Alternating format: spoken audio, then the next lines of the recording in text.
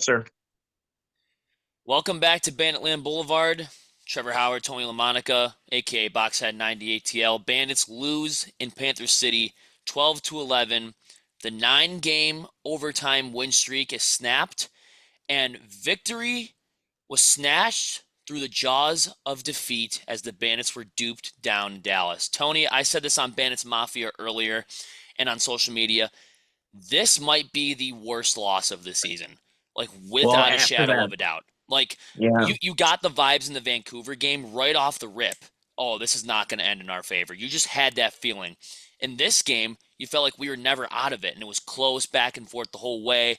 A classic 2023 Bandits close game thriller, right? Goes all the way mhm. down to the end. We go to overtime. I don't know, but I said this was a hot take, and this was the worst loss I think I've seen, not including a playoff loss. It's the worst regular season loss I've seen in probably the last 2 years. Yeah, what we like to call most likely is a trap game, Yep. basically. And that's another thing we haven't really said in a while. But again, it's no matter what you look at, is we cannot take any team for granted. And that's what I felt like the Bandits did that night.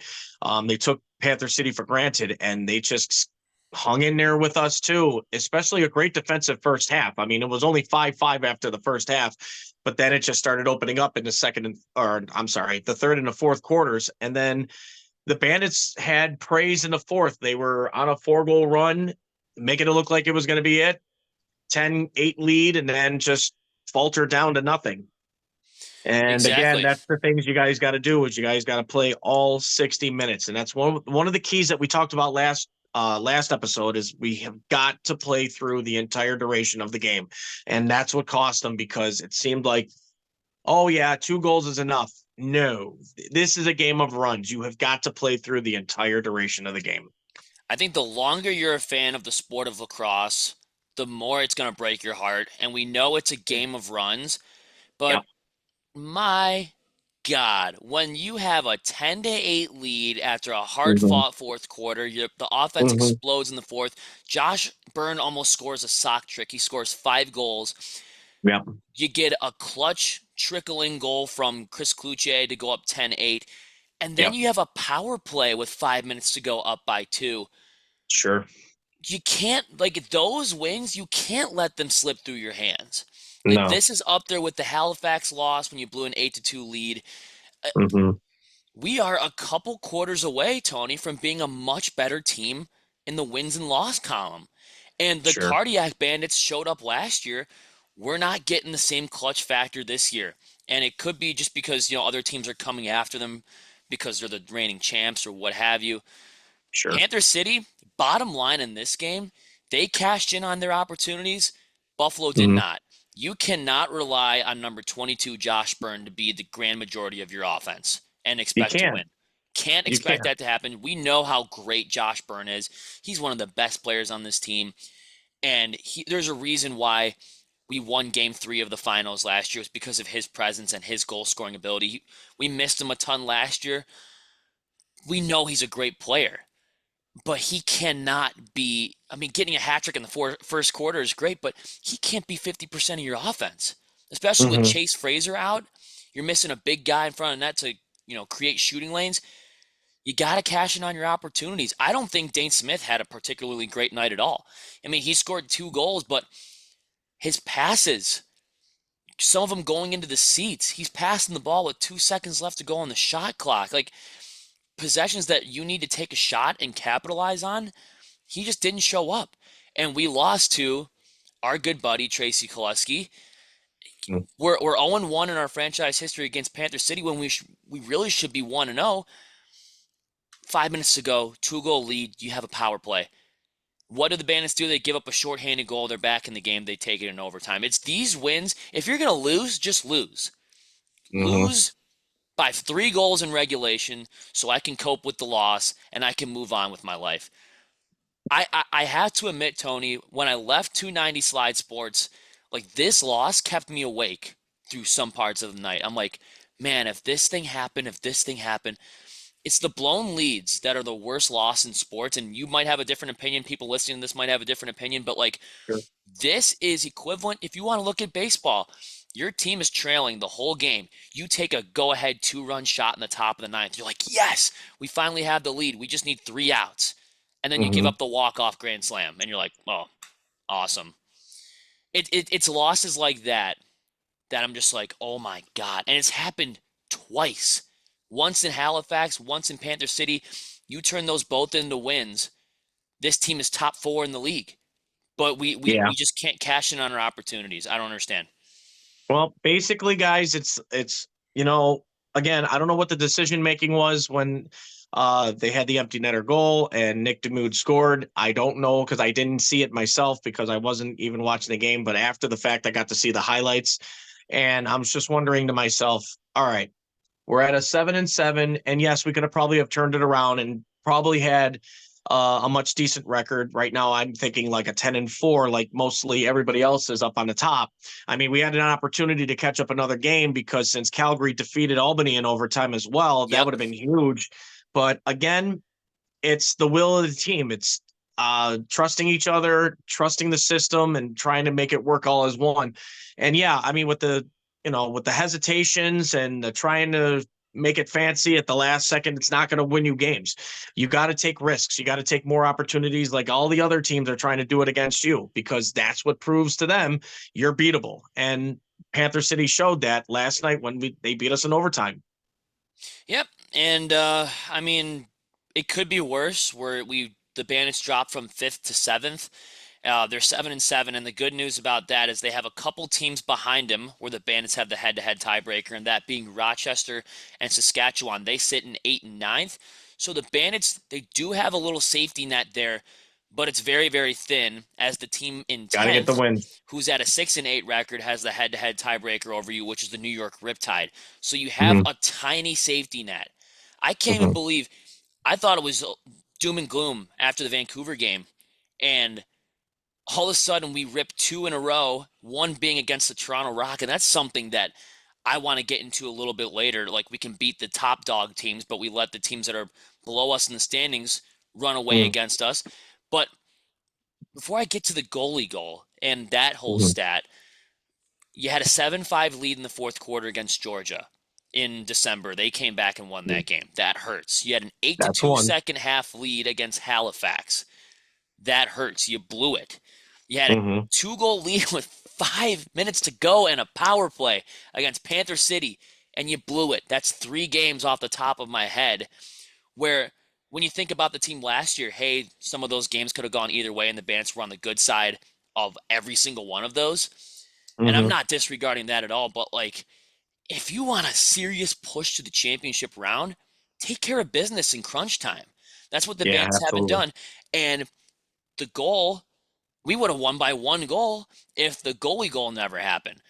I like the aggressiveness. I saw some stuff on coaching, people being negative on the coach.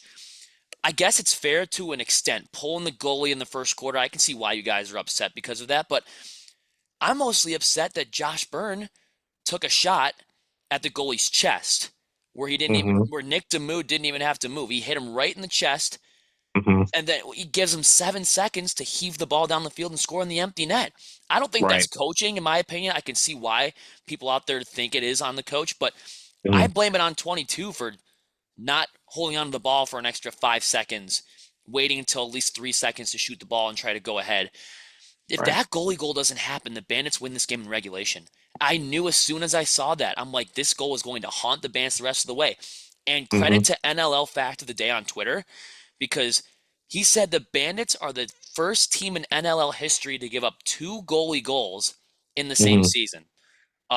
Definitely not a stat to flex if you're a Bandits player or a Bandits fan, but Nope. poor execution by 22, and a lot of criticism going to the coach. I can see why, but I just personally don't agree with it.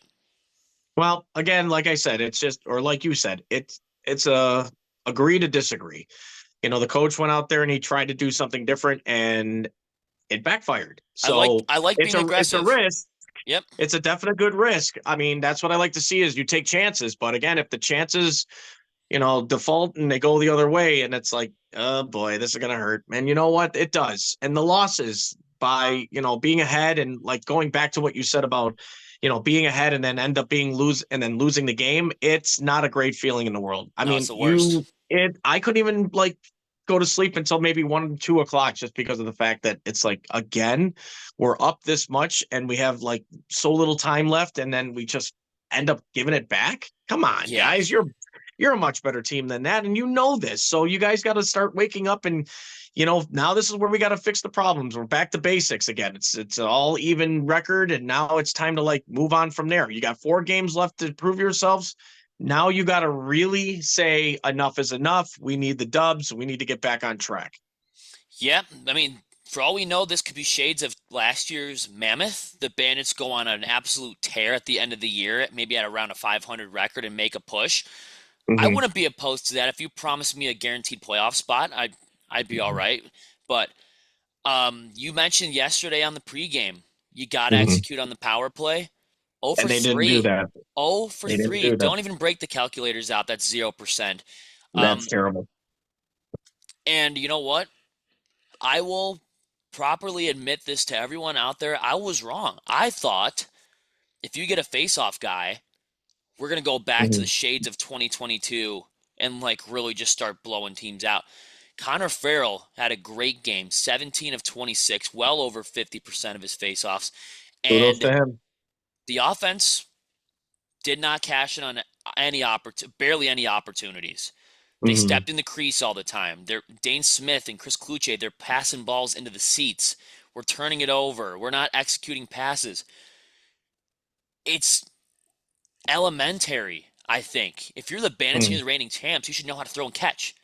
I've Yeah. During this off week, I don't know where you guys are going to be if you're going back home or wherever, but you got to play against Philadelphia in a week at 1 o'clock on the 30th. Mm-hmm. Find a wall, find a buddy, throw the ball around with each other. Because the passes over the last 3 weeks have been terrible.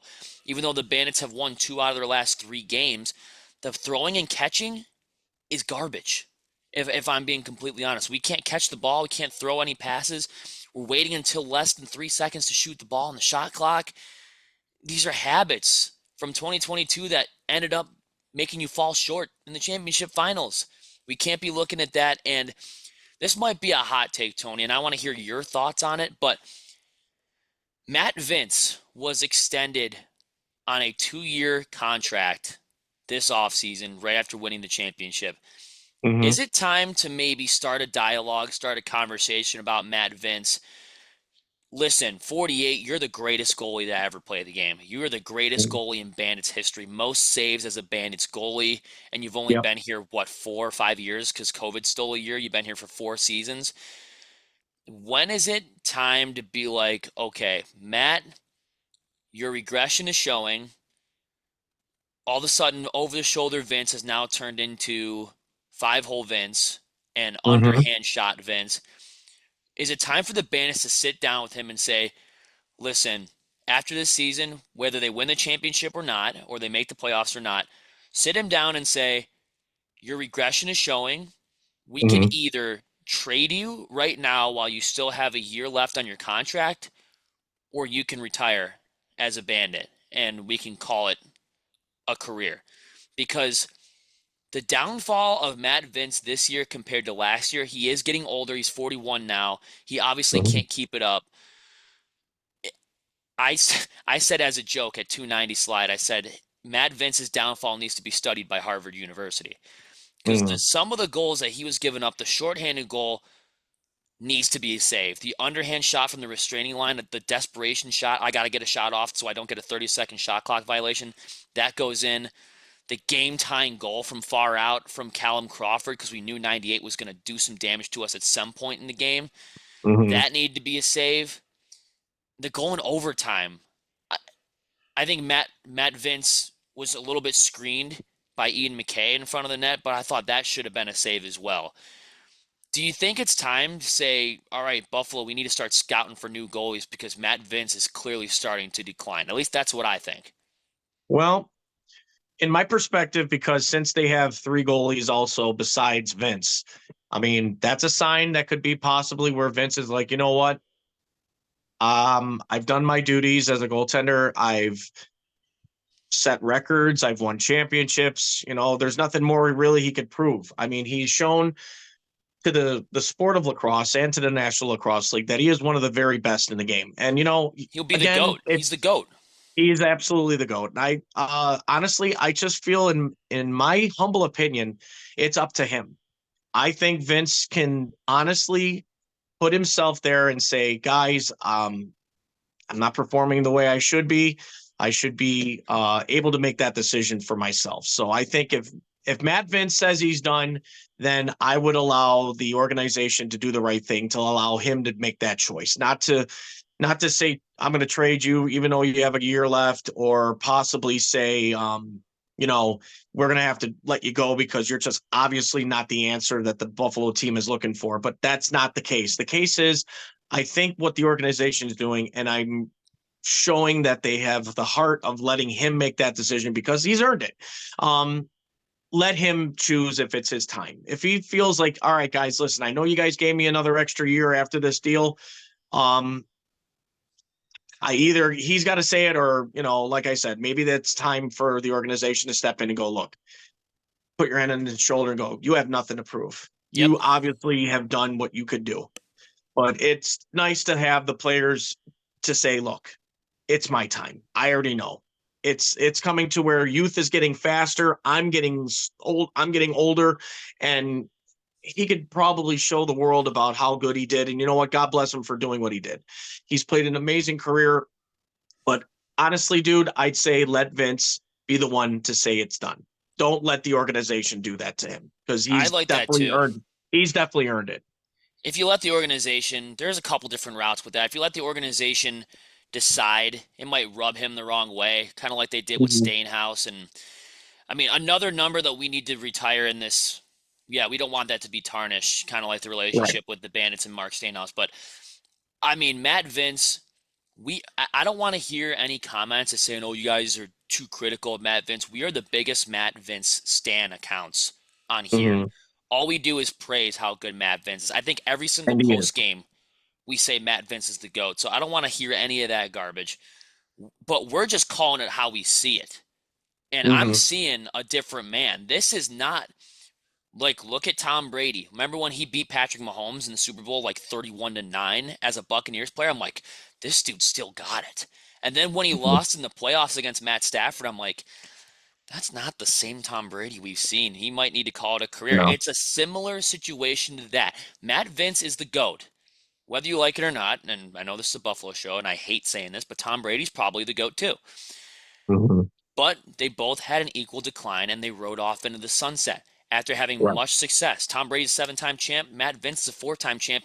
He's got nothing else to prove. We got 3 other goalies on this roster that have the potential of taking the reins next year. I have a lot of confidence. Not really a lot of confidence in Orleman, because he's a new guy. But maybe some of the guys that have been in the organization from the ground up, like Devlin Shanahan, or give the ropes to the towering Ethan Kostonopoulos as like your future guy. And then maybe have one of those guys back up. But I mean, I think there is a reason why this team has 4 different goalies on the roster in different positions, whether on the active list or the inactive list. There's a reason why this team has 4 goalies. I think just because of the possibility of this happening. Matt Vinc last year went on a stretch of 6 or 7 games last year where he gave up less than 10 goals. We're not hating on him, but we're just saying that's not the same guy. That's not the same goalie.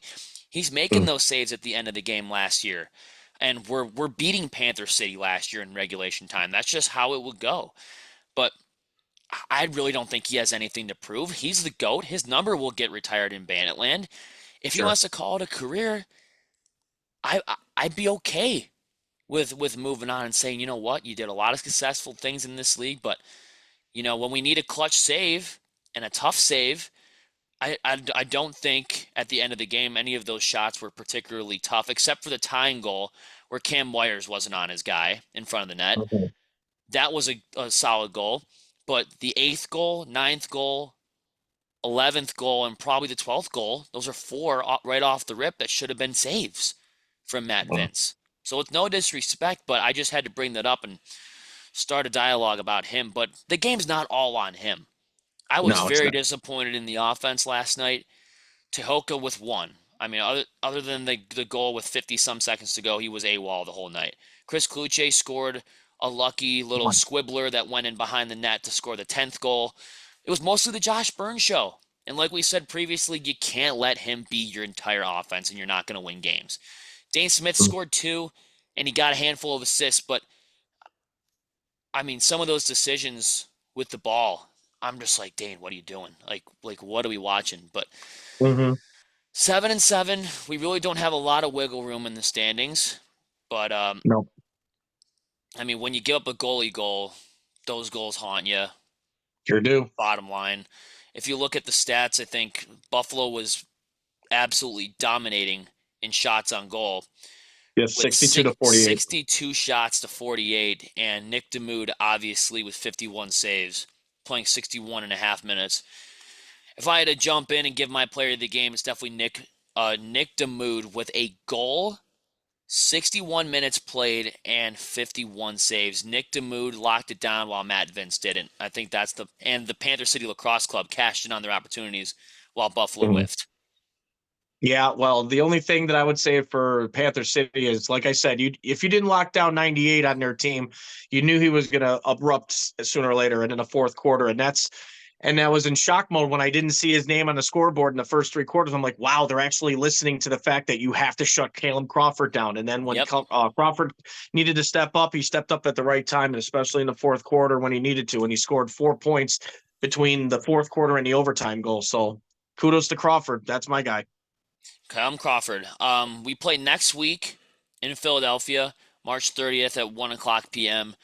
Yeah. I would just say, Tony, you can probably kiss away a home quarterfinal matchup? Is that too outrageous to say? Well, yeah, but right now I'd be more worried just to make it now. Yeah. You got to show with the last 4 games in hand, you've got to prove yourselves why you're the defending champs, and you got to get at least back in. If you're not in, then no offense to everybody, and I'm sure I'm going to get a lot of crap for saying this, but effortless, like after winning a championship and not going back, ouch. That hurts. That really hurts. I do not want to see that happen, and I know every Bandit fan out there does not want to see that happen. But we're going to have to really cheer the guys on, and hopefully we get some more fan base down at Philadelphia and hopefully in Colorado. But I don't know. We'll see. Like I said, guys, just, you know what? It sucks. We lost. Big deal. Keep your chins up and keep moving forward. That's all you can do from here on in. But got to get the wins back on. Right. And the last thing I really wanted to comment on was the Bandits, they hang with the top dogs. They sweep Toronto and they beat San Diego at home. That's 3 games against 3 wins against top 3 teams in the league right now. Mm-hmm. But you let Panther City, Vancouver, New York, the Bandits hang with the top teams outside of like Albany. I guess they kind of hung with Albany in the second game, but it really wasn't that pretty. It wasn't like the first game where they gave up 17 goals. They hung with them the second game, but they didn't get the win. They can hang with the top dogs, but they play down to lesser competition. And that's really scary going into these next few weeks because Philadelphia is 11th or 12th in the league. Colorado is a bottom of the barrel team. Sure. And then who do you got? You got Calgary, who's still on the outside looking in, and then Vegas, who's in the basement of the league. For the 4 of your 100%. 4 of your 4 remaining games are against teams that are below you in the standings. That is scary. If you're a Bandits fan watching the team religiously and following them in 2024, knowing that this team does not play up to their lesser competition and they always play down and those lesser teams give them huge headaches and they normally don't go on the winning side of those, and a lot of those being on the road too. The Bandits have a 2-4 road record right now. That scares me as a fan. I'm not trying to be the negative guy here. I'm trying to be the real guy that's like telling you how I see it. I'm scared of these next 4 games. Philly is worse than you, but so is Panther City and Vancouver and New York. Colorado is way below you. Calgary's below you and Vegas is below you. I don't have an accurate prediction I could give you for the remaining 4 games. Knowing the Bandits, they can probably rip 4 in a row and shut me up and just be like, okay, we're going to get hot going into the playoffs. or we can But, flirt around with fire a little bit and maybe win 2 out of our last 4 games and barely squeak into the playoffs or barely miss the playoffs. I don't know mm, what the future has in store, but the Bandits need to hold this freaking fort down if they want any sort of success. We don't want them to be the 2017 Cubs. They win a championship and go AWOL the next year. We don't want them mhm, to be the 2020 Nationals, world champs to the basement of the league. We don't want to see right. that. We want to see the Bandits defend their crown because we know a team of this caliber, you look at that roster on paper, this team is way too talented to be 7-7. I'll I leave it there. agree. They're I way too agree. talented to Seven be to seven seven and is seven. not 7-7 shouldn't even be our record this year. Nope. Right now, we should be sitting pretty right now with like Albany at 10-4, or even Hanging with San Diego or up San there. Diego at 10-4. Yeah. But the thing is that we have got to really understand the fact that, look, we know you're banged up on defense. That's no excuse. You're banged up Depth on was offense all year last year. depth again. The word depth on your team should not be a problem. The 2-4 record away, that is a problem Huge problem. because you guys know you can win games if you really buckled down and just kept your foot on the gas pedal. You cannot ease off. You cannot take your foot off the gas for no team in this league, especially now that there might be more teams to come the next following seasons. Who knows? We don't know, but it would be great to see more teams. But here's what you got to do. And this is not me sounding like a coach, but I'm going to basically give you the advice as a coach would. You take one game at a time. You figure out your opponent's weakness, no matter who their star player is to their weakest player. You exploit it. And then you take it and take advantage of the situation every single time you're on the field. I don't care if it's line 1. I don't care if it's line 2. You get out there and you make them your little bitch, because Yep. basically that's the only way you're going to win these last 4 games. And again, like you said, all these 4 teams are looking up at us going, we still have a shot. And we're really Because going to be you're afraid of going these to, guys? Yeah. right, and you're going to allow that to happen. I'd be right now going into Philadelphia next week. I'd be playing upset. I'd be playing aggravated, and I'd be playing angry, because the fact is, I don't want to lose again, especially having a few goal lead like that. That was like a 3 strike and you're out. That's it. If I was Johnny T, I'd be like, listen, no more of this. You Yep. get out there and you play. I don't care if you get called for a penalty, play through it. I don't care if they're up by so-and-so, play through it. Means you need to play 60 minutes of lacrosse. Stop going into overtime to determine the winner, because, again, even though the records show that we've won 9 out of 10, Yep. still can falter for their favor. Play your game, play all the way through, and I don't care if you're playing tired, if you're hurt, go out there and do your best that you can. And stop with these silly little mistakes. Stop with the Stop with the penalties. fact with trying to be fancy on every single goal opportunity that you can, because even though you had the more shots, thankfully, this is probably the first I've seen them outshoot an opponent in a while, but you've got to cash in, guys. You cannot show any resilience, and you cannot show any excuses on the field saying, oops, my bad. Listen, it's crunch time. We're down to the wire. Yep. If you want to make playoffs and you want to defend your crown, you better start winning games. End of story. Exactly. End of story. There isn't a player that I was more disappointed in, other than Matt Vinc towards the end of the game, than Ian McKay. We have a 10-9 lead. We turn the ball over with on a 30-second shot clock violation. At the end of the play, Ian McKay just slashes the player and gets a 2-minute penalty. They go down and tie it at 10. I'm like, you got to be kidding me. But, we talk about this all the time. Stay disciplined. They didn't even say anything to you. You didn't have any time to go in and take a shot. Just drop the ball and run back into transition and defend your goalie. Instead, we went down 5-on-4. Cam Wires, who's been really struggling as a rookie in my eyes, leaves the player wide open on the corner. They tie it at 10. But the game should have been over when Tehoka scored 11-10. Connor Farrell didn't win that faceoff. He was 17 of 26.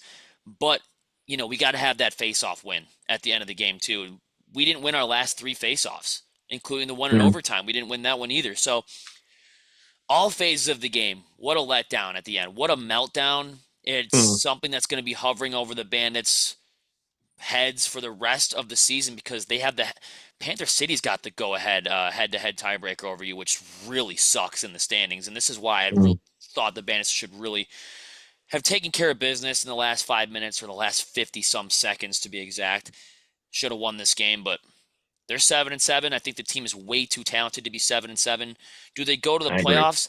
I have no idea, or how far they would even go. I couldn't even tell you, because now if we were faced against Toronto another 2 times, or maybe a San Diego, I'd say, oh yeah, we're going to the playoffs because all we do is play up. No, we got 4 teams that are chomping at the bit to get into the playoffs right now, so they might be hungrier than the Bandits. So Yeah. it's going to be a nerve-wracking last 4 games, but Mm-hmm. we're 7-7. I don't think we really should be. I think we should be 8-6, celebrating a victory here tonight, but I don't know. You couldn't cash in, so sucks. It does, and something that you can't take back. So you got to, like I said, pick your, get your head up and move forward and take care of these last 4 games. Other than Yep. that, got to let these little losses go away, and stop having them sit in your head and just cater to them of the fact of like, look, all right, let me slow down. Losses suck. End of They story. do. And you know what? It will sit in your brain going, I could have done better that game. Well, then do better the next game. Yep. Okay, tell yourself that. Do better the next game. And good things come to those who actually push harder than most. So why don't you do yourselves a favor? Focus on Philadelphia next week. Okay? Take care of business there, and then Go into take the care of locker business in room Colorado. and play some like Limp Bizkit break stuff. Get angry or something and go out there and Yeah, play your play best mad, game that guys, you've but played don't every take single game. stupid penalties either. Nope. Play angry, play pissed off, play like you want to, like in the song break stuff, you want to rip someone's head off. So that's my advice to you. But 12-11 overtime, Panther City wins over the Ouch. Bandits. Tony, hit him with a sponsor. Guys, we'd like to thank Mitchell's Tavern, our main sponsor, located at 734 Sheridan Drive up in Tonawanda, New York, for the best beef and wick in town. Mention the boys at Banditland Boulevard, myself, Tony LaMonica, over there, Trevor the Power Hour, and let them know that we've sent you there to try their amazing food and fantastic service. And I'm guaranteeing you guys, you will never be disappointed. We'd also like to thank those who watch us on YouTube. You can obviously see who we are. Give us that like and subscribe to talk about all about Buffalo Bandits lacrosse needs. And also, don't forget to hit that notification bell every time you see our videos pop up. Also, for those who listen in on Spotify.fm and Anchor with any device known to man, give us that 5-star rating about all your Buffalo Bandits lacrosse needs. Go into the next game, angry as hell. Focus on Philadelphia. Yep. Remember this feeling, though, and be like, yeah, we don't want to feel like this again after a loss. I don't want to lose again. How about that? Put that in your head. Turn the loss into a lesson that you learn. I like that. We felt this, and it sucks. Don't let it happen again, because we know how it feels to lose a game that you really should have won. Like I said, victory snatched through the jaws of defeat. That's exactly what it was. We had it in our hands, and they fumbled it. They said, here you go, take it. And they capitalized. So 12-11, no matter if we're 7-7, if we're 18-0, or if we're 0-18, we say these last 3 words at the end of every show. And Tony, what are those words? Let's go Bandits. Let's Let's go, boys. Wake up.